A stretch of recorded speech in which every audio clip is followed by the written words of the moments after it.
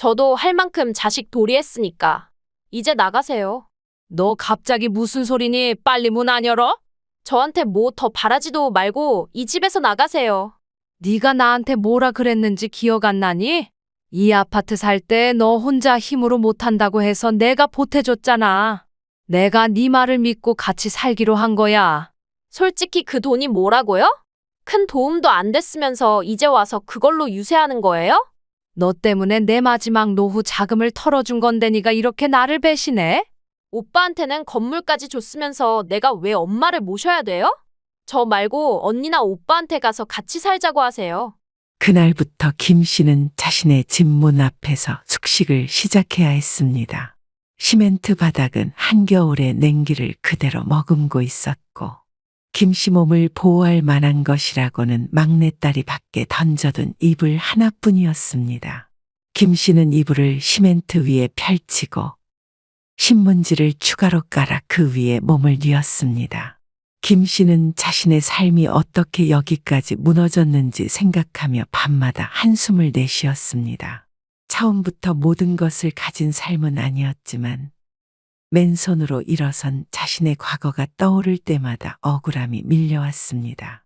76세 김정순 할머니의 삶은 한마디로 맨손으로 일군 성공 그 자체였습니다. 종로의 작은 한옥에서 태어난 그녀는 부모님과 함께 넉넉하지 않은 살림을 꾸리며 어린 시절을 보냈습니다. 김 씨의 아버지는 종로에서 작은 구두 수선점을 운영하던 기술자였습니다.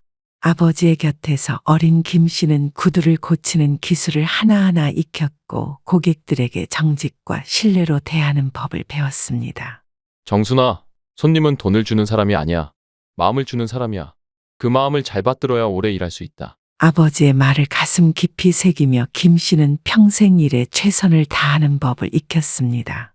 이후 김 씨는 아버지의 기술을 바탕으로 동대문 시장에서 작은 제화업체를 차리며 사업가로서의 길을 걷기 시작했습니다. 맨 처음엔 작은 구두 몇 켤레를 만들어 팔았지만 그녀의 성실함과 기술은 입소문을 타고 멀리까지 퍼졌습니다. 사업은 날이 갈수록 번창했고 러시아까지 수출을 할 정도로 성공가도를 달렸습니다. 그녀의 브랜드는 곧 동대문 시장을 넘어 신세계 백화점의 입점 제안을 받았고 1980년대에는 러시아와의 수출 계약까지 성사되었습니다. 사업은 날로 번창했고 김 씨는 한때 한 달에만 3천 켤레 이상의 구두를 생산해내며 연 매출 수억 원을 기록했습니다. 돈이 들어오는 만큼 나가는 것도 많았습니다. 직원들에게는 늘 후한 월급을 챙겼고 거래처와의 신뢰를 위해 손해를 감수하면서도 약속을 지켰습니다. 이런 태도 덕분에 그녀의 사업은 동대문에서 가장 믿을 수 있는 업체로 자리 잡았습니다. 하지만 그녀는 한 번도 사치스럽게 살지 않았습니다. 번 돈은 오로지 자식들을 위해 쓰며 자신은 작은 방에서 소박한 밥상을 차려 먹는 삶을 이어갔습니다. 돈이 많다고 해서 그게 내 거겠어요? 다 자식들 것인걸요? 그저 아이들끼리 화목하게 잘 살길 바랄 뿐이었죠. 김 씨의 성공 뒤에는 이런 끝없는 헌신과 희생이 있었습니다. 하지만 그녀의 바람과는 달리 자식들 사이에서는 재산 분쟁이 벌어졌고 이로 인해 김 씨의 삶은 상상도 못할 방향으로 흘러가기 시작했습니다. 김 씨는 자식들에게 하나씩 가게와 집을 마련해 주었습니다. 큰딸에게는 서울 중심가에 위치한 수십억 원대의 상가 건물을 물려주었습니다. 그 건물은 1층은 카페와 상점, 위층은 사무실로 쓰이는 인기 많은 건물로 매달 엄청난 임대료 수입을 보장했습니다. 아들에게는 번화가에 위치한 고급 빌딩 한 채를 물려주었습니다. 해당 건물은 인근 대기업과 계약된 임대 사무실로 자금 흐름이 안정적이고 가치가 꾸준히 상승하는 부동산이었습니다.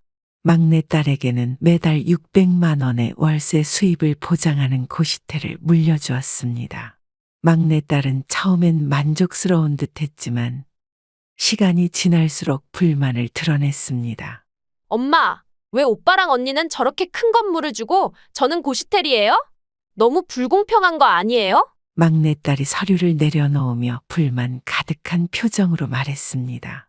뭐가 불공평하다는 거야? 언니랑 오빠는 수십억짜리 건물을 받았는데 저는 고작 고시텔이에요.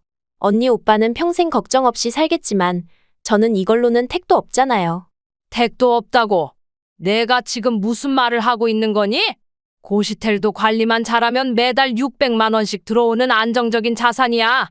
600만 원이 땅 파면 나오는 돈인 줄 알아? 엄마가 다 너희 상황에 맞게 준 거다. 상황에 맞게요? 오빠는 이미 잘 살고 있잖아요. 언니도 마찬가지고요. 그런데 왜 저한테는 그 큰 건물들이 아닌 이걸 주신 거냐고요? 네 오빠는 두 아이의 아빠야. 아이들 학비며 생활비며 들어갈 돈이 한두 푼이 아니야. 하지만 너는 아직 젊고 내가 직접 더 잘할 수 있지 않니? 그럼 저보고 그냥 알아서 하라는 말씀이세요? 오빠는 특별하고 저는 별로 중요하지 않은 딸인가요? 너는 왜 자꾸 다른 사람과 비교하니? 막말로 남들이랑 비교해서 저 고시텔 받는 것도 얼마나 큰 재산인 줄 아니? 네가 아주 배가 불렀구나. 하지만 막내딸의 불만은 쉽게 가라앉지 않았습니다. 그녀는 시간이 지날수록 언니와 오빠의 자산 규모를 비교하며 서운함을 쌓아갔고 그 감정은 결국 집안의 불화를 키우는 불씨가 되었습니다. 김 씨는 자식들에게 재산을 물려주며 행복을 기대했지만 그 결과는 그녀가 상상했던 것과는 다른 방향으로 흘러가기 시작했습니다. 김 씨가 잠깐 장을 보고 돌아오는 길이었습니다. 문이 보일 즈음 안에서부터 큰 소리가 울려 퍼졌습니다. 거실 창문 너머로 막내딸과 큰아들의 싸움 소리가 쩌렁쩌렁 들려왔습니다. 오빠 대체 왜 그때 그런 말을 한 거야? 엄마한테 건물 받아서 자랑하려고 일부러 그런 거지. 뭐? 자랑? 내가 언제 그런 얘기를 했다고 그래? 너야말로 엄마한테 왜 그렇게 징징거리는데? 고시텔 하나 받아놓고 그게 불만이야? 징징거린다고? 오빠는 건물 받고 매달 수천만 원씩 벌면서 나한테는 겨우 고시텔 하나 주는 게 공평하다고 생각해. 네가 뭘 알아? 내가 그 건물 유지하려고 얼마나 고생하는데 넌 그 고시텔 관리도 제대로 못하면서 무슨 말이 그렇게 많아? 나는 어릴 때부터 어머니가 바라는 거 다 들어드렸어. 고연대에 가라고 해서 갔고 경영학과 원해서 들어갔어. 지금 와이프도 어머니가 선자리 알아봐 주셔서 결혼한 거야. 아들 원하셔서 아들도 낳아드렸고. 근데 넌 뭐야? 막내로 오냐오냐 자라서 너 하고 싶은 대로 살다가 이제 와서 난리야? 그렇게 잘나셨으면 그 건물 차라리 나한테 줘. 나도 돈 벌면서 살아보게. 막내딸이 더 크게 소리쳤습니다. 그 순간 문이 열리며 김 씨가 들어왔습니다.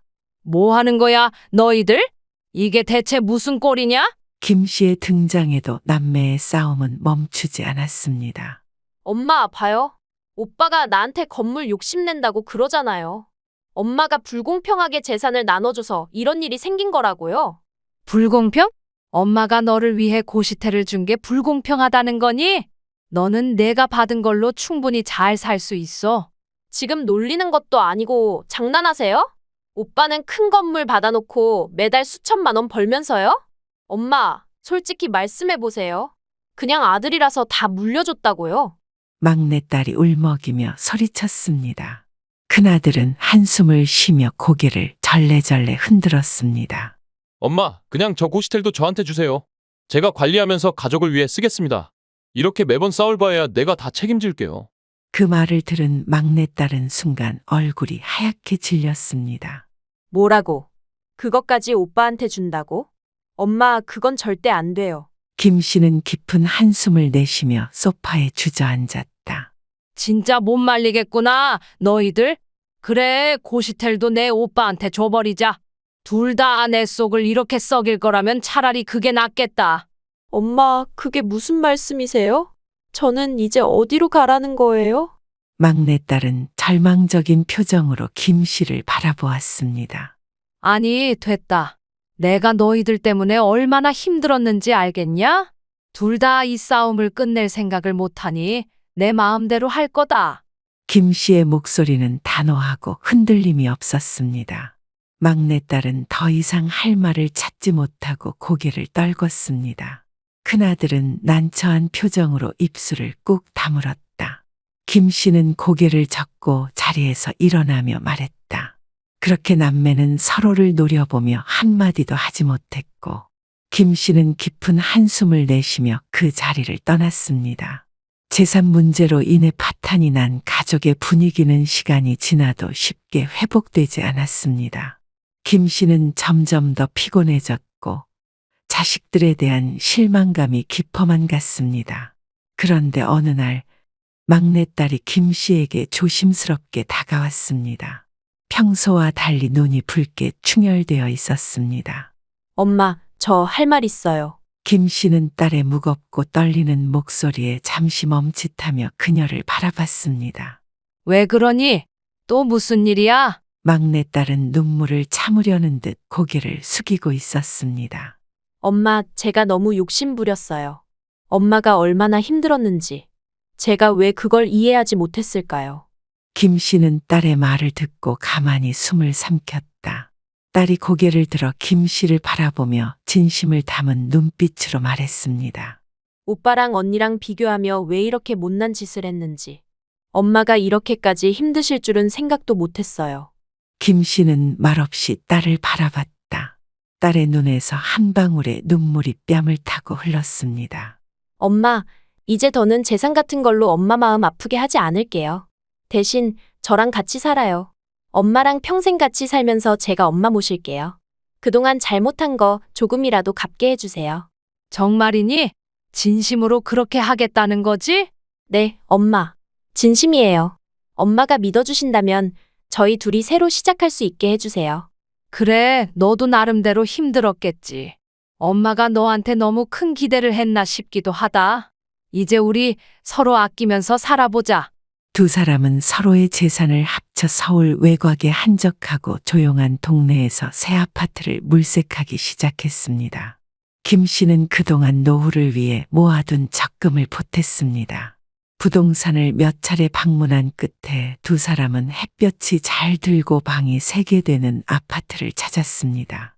김 씨는 아파트의 가장 큰 방을 자신의 방으로 꾸미고 그 안에 작은 화초와 편안한 의자를 들였습니다. 막내딸은 나머지 방들을 가족이 함께 사용할 수 있는 공간으로 정리하며 어머니가 편히 쉴 수 있도록 세심히 신경을 썼습니다. 김 씨는 이 새로운 공간에서 그동안의 상처를 잊고 딸과 함께 새로운 일상을 시작하겠다는 다짐을 했습니다.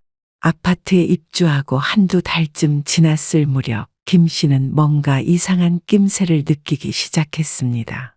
처음 이사한 날의 화기애애한 분위기는 어디로 가고 막내딸의 태도는 조금씩 변하기 시작했습니다. 처음엔 별일 아닌 듯 보였습니다. 엄마, 요즘 다들 바쁘니까 밥은 각자 알아서 해결하는 게 낫겠어요. 밥을 따로. 너 바쁜 건 알지만 그래도 같이 먹는 게 낫지 않을까? 내가 뭐 간단한 거라도 만들어 놓으면 되는데. 아니에요, 엄마. 제가 요즘 다이어트도 해야 하고 회사 일이 많아서 밥 먹는 시간도 일정하지 않아요. 네가 피곤하면 내가 반찬 좀 만들어 둘게. 엄마, 정말 괜찮다니까요. 굳이 번거롭게 하지 않으셔도 돼요. 그런데 집에 짐이 많아서 집이 좁아 보이는 것 같아요. 제가 생각해 봤는데 거실에 있는 짐들은 창고에 좀 넣어두면 어떨까 싶어요. 공간도 넓어지고 보기에도 깔끔할 것 같아서요. 내가 쓰는 물건들인데 창고에 들어가면 내가 어떻게 쓰니? 자주 쓰는 것도 많은데. 정 불편하시면 엄마 방에 넣으면 되죠? 제가 금방 해둘게요. 짐을 창고에 넣자는 제안이 이어졌을 때 김 씨는 마음 한구석이 서늘해졌습니다. 거실 한켠에 두었던 소중한 물건들, 낡았지만 정든 사진첩, 오래 사용하던 찻잔 세트, 작은 선물들, 모두가 갑자기 자리에서 사라질 운명이 된 것 같았습니다. 김 씨는 방 한쪽에 쌓여가는 자신의 물건들을 바라보았습니다. 그 옆에는 이제 혼자 밥을 먹어야 할 작은 식탁까지 더해졌습니다. 모든 것이 점점 좁혀오는 듯한 느낌이었습니다. 그날 저녁 김 씨는 방 안작은 테이블에 앉아 혼자 밥을 먹었습니다. 식탁 위에 놓인 몇 가지 반찬이 유독 초라해 보였습니다. 문득 예전 가족들과 함께 둘러앉아 도란도란 이야기를 나누며 밥을 먹던 시절이 떠올랐습니다. 2년 후 매서운 겨울바람이 거리를 얼려버린 어느 날이었습니다. 김 씨는 여느 때처럼 쓰레기를 버리러 잠시 집 밖으로 나왔습니다. 그러나 돌아와 보니 문이 열리지 않았습니다. 비밀번호를 눌렀지만 삑삑 소리와 함께 빨간 불이 켜질 뿐이었습니다. 김 씨는 당황한 채 몇 번이고 다시 눌러봤지만 결과는 같았습니다. 혼란스러운 마음에 관리사무소를 찾아갔습니다. 관리소 직원은 딸에게 연락을 취했지만 돌아온 답변은 차가웠습니다. 엄마는 여기서 살 자격이 없어요. 문 열어달라는 말은 그만하세요. 집 앞에 도착하자 이미 짐이 문 밖으로 나와 있었습니다. 딸은 김 씨가 오기도 전에 모든 짐을 밖으로 내놓고는 문을 잠그고 있었습니다. 저번에 말했잖아요. 이사 날짜도 다 정해놨으니까 빨리 짐 챙기고 나가세요. 저도 할 만큼 자식 도리했으니까 이제 나가세요. 너 갑자기 무슨 소리니? 빨리 문 안 열어. 2년이나 같이 살았으면 도리는 다 했어요. 엄마 고집이 얼마나 센지 엄마도 알잖아요. 그러니까 저한테 뭐 더 바라지도 말고 이 집에서 나가세요. 네가 나한테 뭐라 그랬는지 기억 안 나니? 이 아파트 살 때 너 혼자 힘으로 못한다고 해서 내가 보태줬잖아. 내가 네 말을 믿고 같이 살기로 한 거야. 엄마, 솔직히 그 돈이 뭐라고요? 그 돈으로 아파트를 산 것도 아니고 겨우 계약금 정도 보태준 거잖아요. 큰 도움도 안 됐으면서 이제 와서 그걸로 유세하는 거예요? 너 때문에 내 마지막 노후 자금을 털어준 건데 네가 이렇게 나를 배신해? 배신이라뇨? 저도 2년 동안 진짜 힘들게 참고 산 거예요. 근데 이제 한계예요. 엄마도 오빠한테는 건물까지 줬으면서 내가 왜 엄마를 모셔야 돼요? 잘난 오빠한테 가서 같이 살던가 하세요. 너 네가 진짜 내 딸 맞니? 내가 나한테 이렇게까지 할 줄은 몰랐다. 저도 제 인생 좀 살고 싶어요. 딸은 고개를 돌려버리고 문을 닫아버렸습니다. 김 씨는 그 자리에 멍하니 서 있다가 바람에 흔들리는 자신의 짐을 바라봤습니다. 이 상황이 꿈인지 현실인지 구분이 되지 않았습니다. 그날부터 김 씨는 자신의 집 문 앞에서 숙식을 시작해야 했습니다. 시멘트 바닥은 한겨울의 냉기를 그대로 머금고 있었고 김 씨 몸을 보호할 만한 것이라고는 막내딸이 밖에 던져둔 이불 하나뿐이었습니다. 김 씨는 이불을 시멘트 위에 펼치고 신문지를 추가로 깔아 그 위에 몸을 뉘었습니다. 낡은 이불 한 장과 몇 벌의 옷가지가 놓여 있었고 한쪽에는 반쯤 비어있는 생수통과 햇반 몇 개가 쌓여 있었습니다. 이불은 세월의 흔적으로 빛이 발해 있었고 찬바람이 스며드는 복도에서는 그마저도 큰 위안이 되지 못했습니다. 바닥에는 박스로 만든 작은 공간이 있었지만 추위를 막기에는 역부족이었습니다. 김 씨는 옷가지를 겹겹이 껴입고도 떨리는 손으로 핫팩을 움켜쥐며 한숨을 내쉬었습니다. 밤이 깊어갈수록 복도를 스치는 찬바람이 몸을 옥죄듯 밀려들었습니다. 김 씨는 낡은 외투를 몸에 꼭 끌어안으며 복도 끝에서 들려오는 발소리에 놀란 듯 고개를 들었습니다. 그러나 지나가는 사람들은 김 씨의 상황에 애써 눈을 돌리는 듯 발걸음을 재촉했습니다. 이웃들이 챙겨주는 물과 음식으로 겨우 연명했지만 날씨는 점점 더 추워졌습니다. 여기서 뭐 하세요? 얼굴에는 수치심과 슬픔이 뒤섞인 표정이 떠나질 않았습니다. 밤이면 뼛속까지 파고드는 한기가 김 씨의 몸을 휘감았습니다. 자식들을 위해 모든 걸 바친 인생이 이런 결말을 맞이하다니. 문을 바라보며 김 씨는 속으로 생각했습니다. 김 씨는 이른 새벽 차가운 공기를 뚫고 무료 급식을 받기 위해 줄을 서 있었습니다. 그녀의 손에는 낡은 에코백 하나와 빈 텀블러가 들려 있었고 얇은 외투 속으로 몸을 움츠린 채 긴 줄의 끝에서 서성이며 차례를 기다리고 있었습니다. 주변의 사람들은 김 씨의 낯익은 얼굴을 힐끔거리며 수군댔습니다. 하나 아파트에 사시던 분 아니야? 라며 사람들이 김 씨를 보며 서곤거렸습니다. 하지만 김 씨는 고개를 숙인 채 묵묵히 자신의 차례를 기다릴 뿐이었습니다. 그때 배식대를 지키고 있던 봉사자 중 한 명이 그녀를 유심히 바라보더니 다가왔습니다. 따뜻한 미소를 머금은 그 청년은 조심스럽게 말을 건넸습니다. 하나 아파트에 사시는 할머니 맞으시죠? 제가 경비원 아저씨한테 들었어요. 요즘 많이 힘드신 것 같다고. 예, 맞아요. 거기 살았는데 이제는 그렇지도 않네요. 제가 이 동네에 오래 살아서요. 할머니 소식을 저기서 들었어요. 너무 마음이 안 좋아서 이렇게라도 찾아뵙고 싶었습니다. 괜찮으시면 얘기 좀 나눠도 될까요? 김 씨는 난감해하는 듯했지만 그의 진심 어린 표정을 보며 마음이 조금씩 열리기 시작했습니다. 그렇게 그녀는 자신이 겪은 이야기를 천천히 털어놓기 시작했고 봉사자는 한마디 한마디에 진심으로 귀 기울이며 고개를 끄덕였습니다. 봉사자는 김 씨의 이야기를 듣고 난 후 그녀가 머물고 있는 아파트로 직접 함께 향했습니다. 좁은 복도로 들어서자마자 눈앞에 펼쳐진 광경에 그는 입을 다물지 못했습니다. 이불과 옷까지 몇 개가 쌓여 있었고 생수통과 핫팩, 몇 개 남은 햇반이 비닐봉지에 담겨 있었습니다. 김 씨는 그 위에 몸을 웅크리고 앉아 추위를 피하려고 애쓰고 있었습니다. 어르신, 어떻게 이렇게 사셨습니까? 이 추운 날씨에 골병 드시겠어요. 어떻게 이런 상황을 견디신 거예요? 그의 떨리는 목소리에 김 씨는 얼굴을 숙였습니다. 부끄러움과 슬픔이 한꺼번에 밀려온 그녀는 눈물을 참지 못하고 조용히 흐느꼈습니다. 나도 이렇게 살 줄은 몰랐어. 이게 내 집인데 내가 왜 여기서 이렇게 살아야 하는 건지. 봉사자는 그녀의 상황을 더 이상 묵과할 수 없다는 결심을 했습니다. 그는 휴대전화를 꺼내 이 상황을 사진으로 담고 김 씨의 이야기를 SNS에 공유하기 시작했습니다. 2024년 서울 한복판에서 이런 일이 벌어지고 있습니다. 76세 어르신이 자신의 집 문 앞에서 숙식을 하며 이 한겨울을 버티고 있습니다. 이 이야기를 함께 나눠주세요. 그의 게시물은 빠르게 퍼져나갔고 댓글에는 분노와 연민의 목소리가 가득했습니다.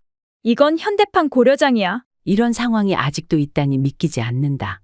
누가 저 할머니 좀 도와주세요. 얼마 지나지 않아 김 씨의 사연은 지상파 제작진의 눈에 띄었고 곧바로 취재팀이 그녀를 찾아왔습니다. 김 씨는 카메라 앞에서 떨리는 목소리로 자신의 이야기를 털어놓았습니다. 내가 자식들 잘 되라고 재산을 다 줬는데 이렇게 버림받았어.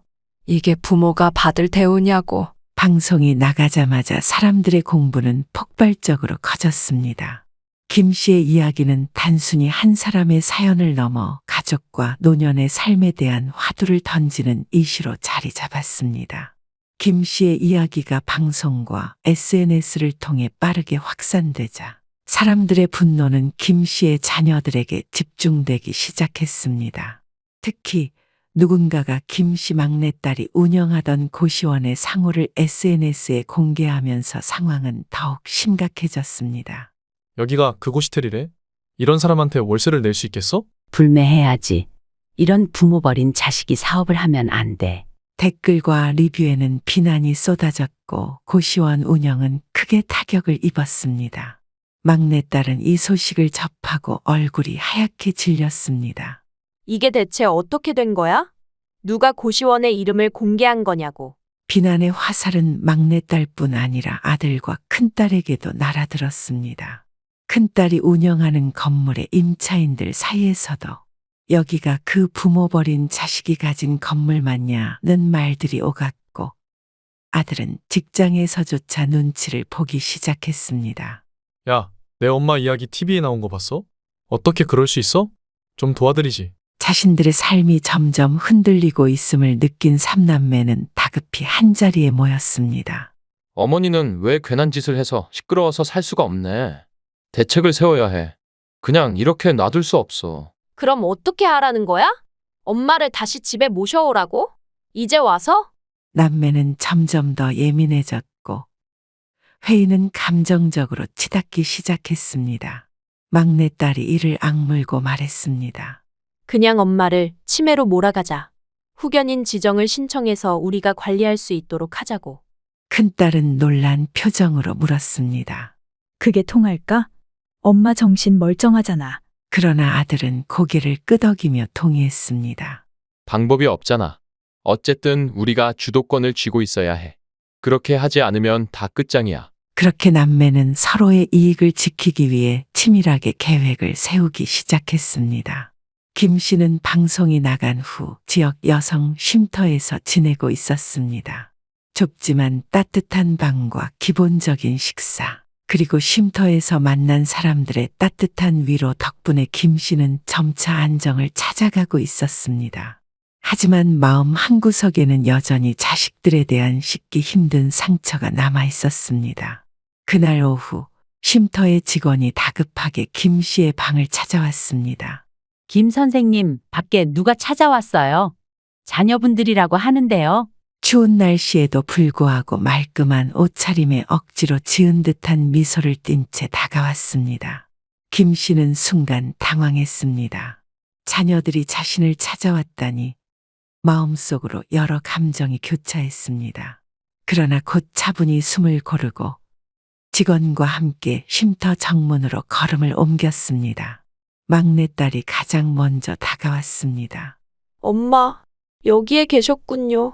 방송 보고 얼마나 걱정했는지 몰라요. 이런 데서 이러고 계시면 안 되죠. 어디든 가서 좀 쉬셔야지. 우리 차 타고 가요. 맞아요, 엄마. 우리가 잘못했어요. 이렇게 되기 전에 찾아뵀어야 했는데 이제부터는 다 저희가 책임질게요. 제발 가요. 걱정했다고. 너희가 나를 내쫓고 나서 내가 어떻게 살았는지 정말 관심이나 있었니? 그런 거 아니에요. 진심으로 엄마를 걱정해서 온 거예요. 내 걱정은 이제 내가 할 테니 너희가 할 수 있는 건 없다고 생각해라. 쉼터 앞에서 상황이 점점 격해지고 있었습니다. 아들과 딸들이 막무가내로 김 씨를 데려가려 했고, 이를 본 쉼터 직원들과 봉사자들이 말리기 시작했습니다. 어르신께서 여기에 계시는 게 안전하십니다. 무리하게 데려가시지 마세요. 우리 엄마예요. 치매가 있으셔서 지금 이런 곳에서 지내시면 안 된다고요.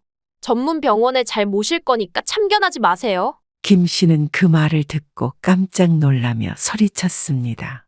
내가 치매라고? 그게 무슨 소리야?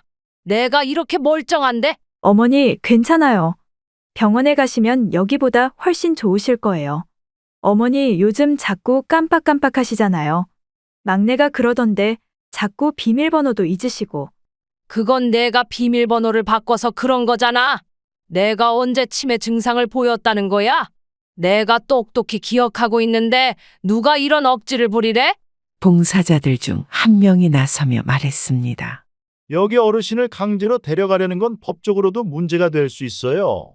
가족이 있는데 왜 남의 도움을 받아야 합니까? 우리가 병원에서 잘 보살필 거니까 나서지 마세요. 병원은 무슨 병원이야? 내가 너희 눈에 치매로 보이니?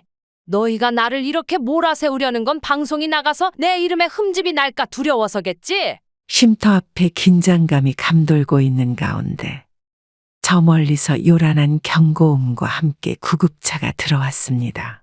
모든 이들의 시선이 차량에 쏠렸고 차에서 내린 깔끔한 유니폼을 입은 직원들이 내려 주변을 둘러보더니 큰 목소리로 외쳤습니다. 김정순 씨 맞으십니까? 김 씨는 순간 당황하며 자신을 가리키는 손짓에 뒷걸음질 쳤습니다. 저요?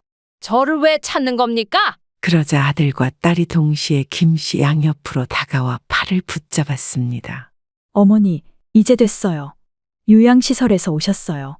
가셔서 치료 잘 받으시면 돼요. 내가 왜 거길 가야 해?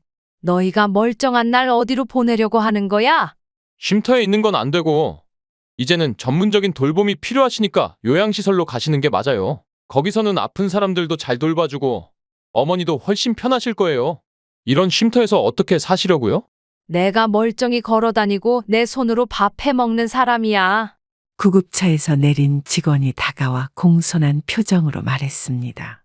김정순 어르신, 저희가 모시고 가서 편안히 지내실 수 있도록 도와드리겠습니다.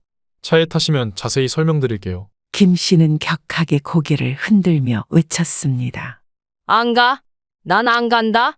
너희가 나를 왜 데려가려는 거냐고. 아들은 주변 눈치를 보며 직원에게 다가가 작은 목소리로 속삭였습니다. 시간 끌지 말고 빨리 처리하세요. 진정제라도 써야 하지 않겠습니까? 직원은 약간 당황한 표정을 지었지만 아들의 압박과 믿는 눈빛을 피하지 못했습니다. 결국 구급차에서 들 것을 가져오며 준비를 시작했습니다. 딸은 김 씨의 팔을 붙잡으며 말했습니다. 어머니, 진정하세요. 곧 괜찮아질 거예요. 구급차가 요란한 소리를 내며 출발하자 쉼터의 다른 사람들은 망연자실한 얼굴로 멀어져가는 차량을 바라볼 수밖에 없었습니다. 김 씨는 천천히 눈을 떴습니다. 흐릿한 시야 속에 낯선 천장이 보였고 주변에서 희미한 말소리가 들려왔습니다. 몸이 무거워 마치 구름 위를 걷는 듯한 기분이 들었습니다. 김 씨는 반쯤 감긴 눈으로 아들과 의사를 번갈아 보았습니다. 둘의 말소리가 머릿속에서 겹쳐져 무슨 말을 하는지 제대로 이해할 수 없었습니다. 자신이 지금 어디에 있는지도 분간이 되지 않았습니다. 몸을 움직여 무언가 말하려고 했지만 목에서 소리가 나오지 않았습니다. 김 씨는 그저 모든 게 꿈인 듯한 몽롱한 상태에서 상황을 받아들일 수밖에 없었습니다. 이게 도대체 속으로 중얼거리며 눈꺼풀이 다시 무겁게 감겼습니다. 아들과 딸은 노골적으로 김 씨를 치매로 몰아가며 법적 후견인 지정 신청을 준비하기 시작했습니다. 그들의 말투는 한결같이 뻔뻔했고 계획은 치밀했습니다. 김 씨가 입원한 요양병원은 외부와 단절된 듯 보였지만 쉼터 직원 중 한 사람이 김 씨의 부당한 입원 사실을 우연히 알게 됩니다. 이 직원은 김 씨의 사연이 방송에 나왔던 기억을 떠올리고 과거에 김 씨를 취재했던 기자에게 연락합니다. 병원에 도착한 기자는 관리자로부터 입원된 노인이 있다는 이야기를 듣고 김 씨가 여기 있다는 사실을 확인합니다. 기자는 김 씨를 만나 이야기를 나누며 그녀의 정신이 온전함을 확인합니다. 할머니, 정말 여기 계셨군요. 쉼터에서 연락받고 급히 달려왔어요. 괜찮으세요? 괜찮긴요. 내가 여기 왜 왔는지도 모르겠어요. 기자님, 나 좀 살려줘요. 할머니, 천천히 말씀해 보세요. 대체 무슨 일이 있었던 거예요? 서류를 들이밀면서 무슨 사인하라고 하는데 그게 재산을 다 넘기라는 내용 아니겠어? 내가 그걸 알자마자 펜을 내던졌지. 그럼 지금은 어떻게 여기 계신 건가요? 내가 사인을 거부했더니 막내가 나를 속여서 이 병원에 데려왔어요. 내가 여기가 요양병원인 줄도 몰랐다니까. 할머니, 걱정 마세요. 아직 늦지 않았어요. 할머니가 정신적으로 멀쩡하시다는 걸 증명하고 자식들이 잘못한 부분을 법적으로 해결할 방법이 있을 겁니다. 고맙네. 정말 고마워. 나 진짜 어디 하소연할 데도 없었는데 기자님이 내 목소리를 대신 전해주게 나 정말 미칠 뻔했어. 할머니께서 힘을 내셔야 합니다. 우리가 도와드릴 테니 모든 걸 있는 그대로 말씀해 주셔야 합니다. 병원에서 재검사를 받을 준비도 하셔야 해요. 내가 죽어도 그냥 당하고만 있진 않을 거야. 기자는 김 씨의 절박함을 듣고 즉각적으로 법적 도움을 줄 변호사를 소개합니다. 변호사는 김 씨를 설득해 정신건강 상태 재검사를 받을 것을 권유합니다. 재검사 결과 김 씨의 정신 상태는 치매와 거리가 멀며 매우 명확하다는 진단이 나옵니다. 변호사는 이를 바탕으로 법정에서 자식들의 후견인 지정시도가 김 씨의 재산을 빼앗으려는 부당한 의도였음을 입증합니다. 김정순 씨는 정신적으로 완전히 건강하며 자식들이 주장한 치매 진단은 근거 없는 조작으로 판단됩니다. 따라서 후견인 지정 요청은 기각합니다. 또한 김정순 씨를 강제로 요양병원에 입원시키고 재산을 빼앗으려 한 행위는 부당하며 자식들은 부모를 부양할 법적 의무가 있습니다. 이에 따라 김정순 씨가 자식들에게 물려준 재산 일부는 다시 돌려받을 권리가 있습니다. 김 씨는 판결을 듣는 순간 두 손으로 얼굴을 감싸며 참았던 눈물을 터뜨렸습니다. 눈물은 기쁨이기도 했지만 그동안의 고통이 떠오르는 슬픔이기도 했습니다. 긴 싸움 끝에 얻은 승리였지만 그 대가는 너무도 컸습니다. 내가 이겼다. 내가 이겼어. 하지만 정을 나서며 기자가 다가와 축하의 말을 건넸다. 할머니, 정말 잘하셨어요. 이제 할머니는 자유로워지셨어요. 김 씨는 흐르는 눈물을 닦으며 고개를 끄덕였다.